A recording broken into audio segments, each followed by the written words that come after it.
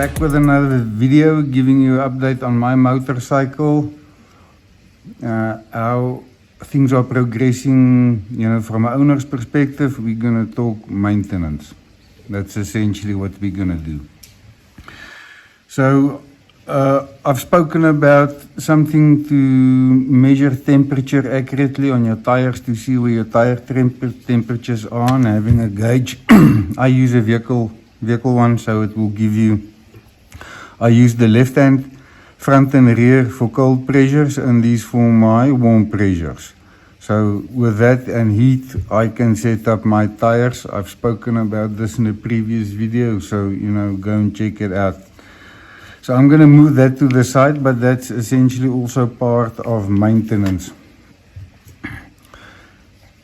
Historically, you use tools, you would do the stuff yourself today. Historically, back in the day, you would do maintenance yourself. These days, you need not just tools, but you need also software and stuff, as an example, to bleed modern ABS systems.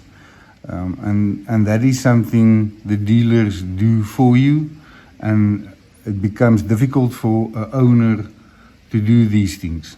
So to resolve that, you need to get tooling, electronic tooling, to support you in this fashion. So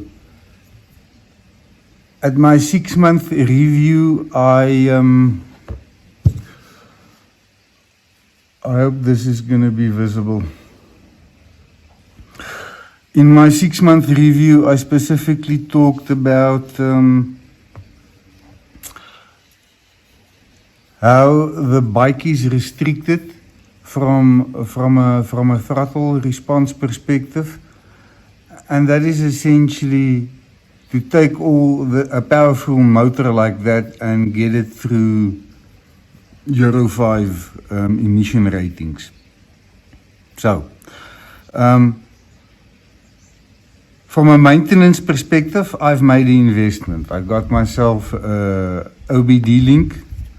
These are Bluetooth units which you connect to the OBD port on your motorcycle. It's typically where the fuse box is located, close by, so either underneath the seat. Some of the Triumphs have them at the side panel, but you essentially plug this port in there, and you've got software which is similar but advanced to what the dealers use, and I want to show you that. So what you essentially do is you plug this into the motorcycle, you put the ignition on, you make sure the motorcycle is on a battery charger, and they recommend you remove the headlight fuse. So those are the things I typically do, and I've got a short little video at the end which I'll show you of one of the first attempts. So this is this little unit. I'm going to put that out the way. This is the software. And it's not just for Triumph and Triumph motorcycles. There's many other many other manufacturers. So you can scroll through some of these windows, and then essentially you get to the maps. So down here you would see the map number, and this is the map for my motorcycle. What I want to show you is if you open, if you go to the Triumph stuff and you download as an example, then you would come up with all of the motorcycle brands. So there's Aprilia in there, and then they've got all of these models in here. BMW, the 450, Ducatis. So these are all of the Ducatis that you can do maintenance on, and also access the bike systems, KTMs. There's a bunch of them, and the list goes on. But essentially, get to Triumph, and then we've got the maps for all of the Triumph models. And so if you go into Bonneville Bobber, they'll break it down into the various bikes. These maps are very specific to the motorcycle model and the country they sold in, and that's aligned with the fueling and some other stuff. But so if you then go to where's the rocket? Alphabetically, rocket 3, then my motorcycle is the GT triple black, yes. So you would see these are, so mine's, I've got a GT, but so it covers all the GTs and the triple blacks. And these are the various maps, and those are for various countries and stuff like that. And 3152 is, if you open that up, it would show you it is the map for Indonesia, South Africa and Argentina. And the fuel is up to E25 or the RONs. So that's essentially premium type fuels. So you can then go and download that map, and then you've got it, and then you can start working with that. So I'm downloading this map. I actually have. So what you do now is you can put this in a graphical representation, or you can have it in a table format. So essentially at the top on all of these things, they have got your throttle position from 0 all the way to the 100, and then they have got your rev range. Now this is generic rev range. As an example, my motorcycle's red line is only at 7,000, so it will ignore the rest. So this is the fueling table. If you scroll up, this is my motorcycle is a 3-cylinder, so you would see 3 fueling tables. There's the air tables, 3 of them. There's going to be ignition tables for the various gears. And then you get to the throttle tables. And this is where I quickly want to spend some time specifically with my bike. So you would see throttle position. If you give it 100% and you are at around 5,000 RPMs, it is only going to give you 40% throttle. So you will see how they restrict it, and then it gets dialed back. So there would be 3 tables, sorry, and that is for the 3 rider modes. So I know the first thing you're going to say is, Jacques, but there's 4 modes. Agreed. So there is sports mode, road mode, and rain mode. And there's a rider mode. Rider mode is a modification which you can make from a rider mode perspective and a traction control perspective on road. So it is actually just applying something to the road module. So there's 3 tables. And you would see, so ETV3 is for sports mode. So essentially this is the maximum values at each of these throttle positions they will give you. This is for road mode, and ETV is for rain mode. So you would see rain mode is severely restricted for good purposes. And then you eventually get the air fuel mixture table. This is this is the standard table they've got, and then the same applies. So you can now go and change these things. So as an example, I've updated the map, and that's the one I want to talk about. But before we get into my map, what I want to show you is because it's not just tuning the bike. I started by saying it's a maintenance thing. So under, do you need to be connected? No. So when you've got this module connected on the bike, you can actually fire up and run it, and you will get live parameters and feedback on the values here. Now I've just selected a couple, but I want to show you there's a huge list of preliminary information you can get on this motorcycle. And so you would select the appropriate parameters you want to monitor when you start doing some fine-tuning. And let's quickly have a look then at a map I've done. So we go map, open, save changes. No, I don't want to save changes. Rocket, triple black.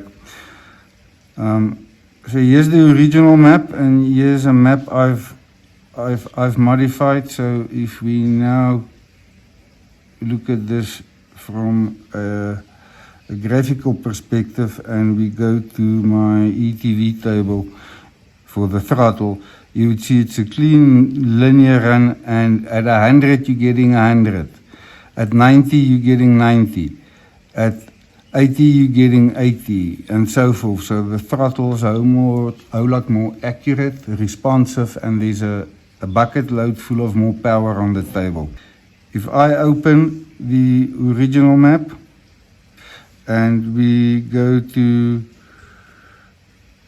sports mode, this is what the map looks like. So you would see blue is the lower rev ranges. So at the lower rev ranges you get good throttle, okay? And then the moment you start getting into the higher throttle positions, they taper it off severely, where it should be looking like this, and that is my table. And so those are some of the things and parameters you can do. So those of you interested in some of these fine-tuning of your motorcycle, let me know so we can come to arrangement to help you. So this is not making any changes to fueling tables, air table, ignition tables or anything. It's fixing the throttle and then also modifying some of the air-fuel ratio tables. And that is a ratio the computer uses to adjust the fuel and the air mixture.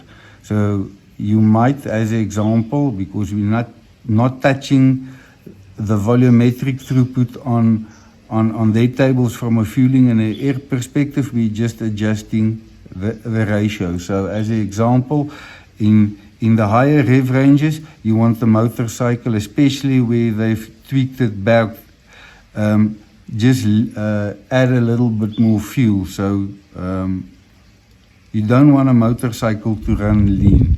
Down here in the lower rev range is fine, but as you go up, specifically in a performance engine, you want to be slightly richer. And so if you've got access to a dyno, you can put your motorcycle, run it on there without making any tweaks, see where it's running lean, and then come back and adjust your tables. That's essentially one of the techniques I followed. So the other thing, back to maintenance, which I still haven't really covered correctly, is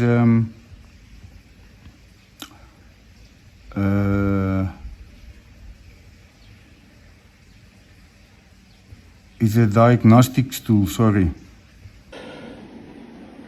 Okay, so here's the bit I forgot. So I've plugged the module in, and you will see it's already on because it's taking power from the battery. I'm not going to bother with the fuse because we're not going to run long. There's my key, it's on. So I'm going to fire up. Here's the software. I'm going to put on the ignition.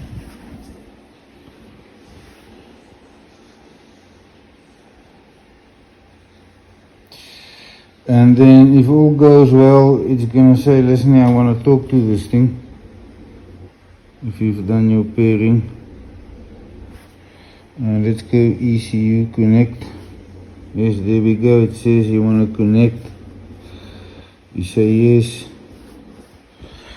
I need to, and then you need to say you want to allow, yeah, allow it. And now it will connect to that module, and then you will see it actually connects to the host. And then it actually says it's not connecting, turn on the ignition. So I need to put on the pump. I'll say okay. And now things down there will go well. We've got green flashing lights and I can see some information including air temperature, coolant temperature and so forth, barometric pressure, so it's connected. So the maintenance stuff I talked about, so there's error codes, so if you go to error codes, if there were any error codes, they would be displayed there, you can go and select and clear them and so forth. Test and adjustments. This is where you can go and change the radiator fan thing, how the fuel pumps work, the secondary air injection, and in here, so you can run these things and it will do those tests for you. Or you can go and change or reset the engine adaptation, that learning cycle, that 12 or 15 minute run. You can go and bleed the ABS system, reset the service intervals and so forth. So those are the maintenance things you need to be capable of working with and what I was talking about. So that is essentially how the software works. So. Yeah, okay, so what I'll do is on the next video is I'll connect it up, because there is you can get to the maintenance stuff. So you can do first of all checking error codes and also clearing them. Then you've got the ability to do the maintenance stuff. As an example, change the fan temperature, bringing it that trigger down lower so that the fan comes on earlier if you want your machine to run cooler, or if you want it to come on later, depending on how you want to configure it. You can bleed the ABS system. You can disable the secondary air injection if you want to do different kinds of tweaking or fiddling with turbos and superchargers and those things. You can disable those elements if you specifically want to play with the fueling. You can reset the engine's adaptations, so the computer learns a bit by itself. So there's normally a 12 or 15 minute idle process from cold where the machine will do its own things. This has got a quick and a fast reset on it. And there are many other maintenance stuff you need to do which you cannot access standard, and that's why the motorcycle needs to go to the dealership. So if you're somebody that likes doing some of the maintenance items like that, this is what you're going to need. There are other aftermarket or there are other software interfaces you can use. I think there's a thing called dealer tool or something. There in the UK it does a very similar thing. I elected to go with this. You can also move some of the restrictions, speed limiters they've got on the motorcycle. As an example, you can within parameters, their parameters, increase and decrease your red line too. So as an example, my bike standard is from the factory 7,000 RPMs, and you can adjust it up to 7,400 RPMs. I've increased it from 7,000 to 7,100 just to see if it works, and there is no value increasing it beyond 7,000, so I've set that back. So we're gonna go for a ride. Unfortunately, I missed a lot of the, I recorded the video and the audio from the exhaust, but my voice recording in helmet got lost. So I just quickly want to grab some water. So